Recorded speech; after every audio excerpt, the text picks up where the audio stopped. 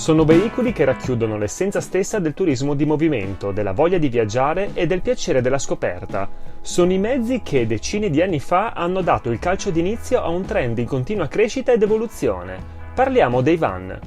Tra le numerose e sempre più diversificate proposte presenti sul mercato attuale, in grado di incontrare i gusti e le esigenze più differenti, ecco le principali varianti che si possono trovare prendendo come punto di riferimento una lunghezza esterna attorno ai 6 metri.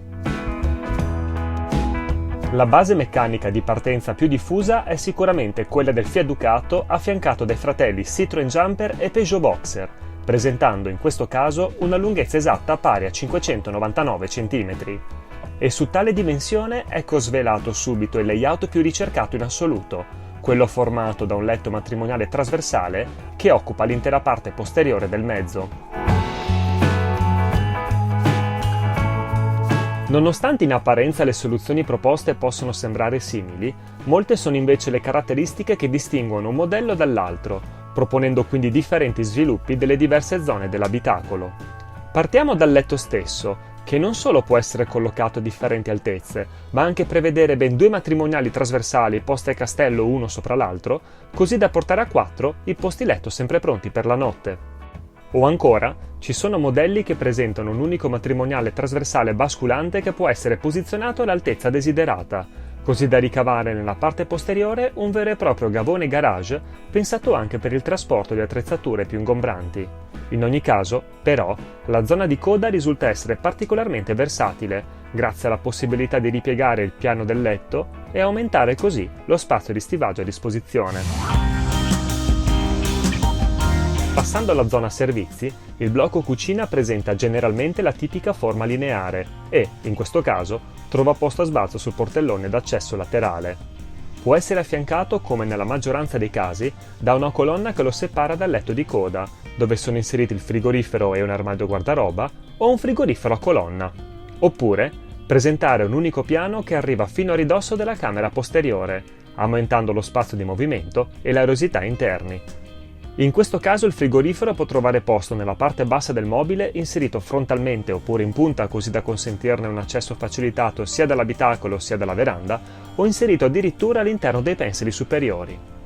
Ecco che l'armadio guardaroba viene poi spostato al di sotto del letto posteriore oppure collocato in posizione rialzata al di sopra del letto stesso. Non mancano inoltre soluzioni che presentano ben 3 armadi guardaroba, uno collocato nella citata colonna tra cucina e letto e altri 2 inseriti tra il living e il locale bagno.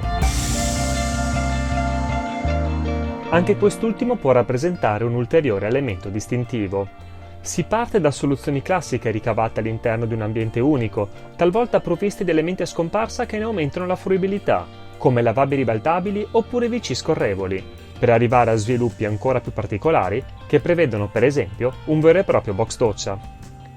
Spazio dunque a locali WC con piatto doccia collocato nel mezzo del corridoio centrale, protetto da un'apposita pedana in legno e separabile tramite porte a serranda scorrevole oppure semicircolari metacrilato, o a modelli che presentano soluzioni con pareti incernierate rotabili che permettono dunque la creazione di una doccia separata, oppure che adottino una toilette passante, organizzata quindi in 2 locali completamente indipendenti. In questo caso il box doccia può venire razionalmente sfruttato per ospitare l'armadio guardaroba, che ruota al di sopra del letto di coda per consentire l'utilizzo della doccia stessa. Comune nella maggior parte dei casi lo sviluppo del living anteriore, che prevede una semidinette integrata con la cabina di guida grazie ai sedili girevoli e servita da un tavolo ancorato a parete generalmente provvisto di prolunga. È possibile però trovare alcune differenze nello sviluppo della parte alta della zona giorno, dalla più classica e diffusa che prevede il canonico padiglione al di sopra della cabina di guida, sfruttato come vano di stivaggio, al taglio del padiglione stesso così da aumentare la sensazione di spazio, alla presenza di un vero e proprio tetto panoramico anteriore, così da godere di maggiore luce naturale. Infine, sempre più produttori stanno introducendo la possibilità di richiedere anche il comodo tetto a soffietto, che, sollevandosi mediante l'ausilio di pistoni, mette a disposizione un ulteriore letto matrimoniale sempre pronto. L'accesso alla camera avviene tramite un'apertura nel soffitto ricavata sopra il soggiorno utilizzando una scaletta amovibile, mentre la sua aerazione è assicurata dalla presenza di 3 finestre a cerniera provviste di zanzariera ricavate nel telo del soffietto. Peculiarità distintive queste che è possibile ritrovare anche in quei furgonati destinati a coloro che ricercano invece un accesso più facilitato alla camera di coda, caratterizzata dalla presenza dei comodi letti gemelli, talvolta uniti per 3/4 della loro lunghezza e talvolta completamente separabili. Ma le meccaniche del Fiat Ducato, del Citroën Jumper e del Peugeot Boxer offrono anche un'interessante alternativa da utilizzare come base di partenza. Un furgonato sempre caratterizzato da una lunghezza di 599 cm, a fronte però di un tetto in lamiera rialzato originale che porta l'altezza complessiva attorno ai 280 cm. Ecco quindi che i differenti layout descritti in precedenza possono trovare la loro massima espressione in fatto di spazio a disposizione in questa particolare variante, donando in primis una maggiore altezza utile interna a tutto vantaggio delle persone di statura più elevata, oltre ad aumentare la volumetria di pensili e armadi presenti. Un dettaglio, quest'ultimo, molto importante considerata la vocazione talvolta familiare di questi modelli, che presentano spesso nella parte anteriore un letto matrimoniale basculante longitudinale a movimentazione manuale o elettrica, così da poter disporre di 4 effettivi posti per la notte.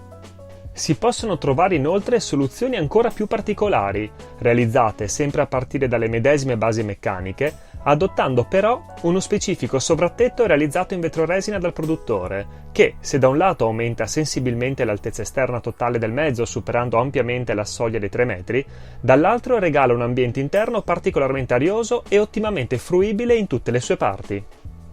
Anche in questo caso si ritrovano i layout principali contraddistinti dalla presenza in coda del matrimoniale trasversale oppure dei letti gemelli, sempre però abbinati a un pratico letto basculante longitudinale che, quando in uso, talvolta non preclude totalmente la facilità di raggiungere il portellone d'ingresso laterale.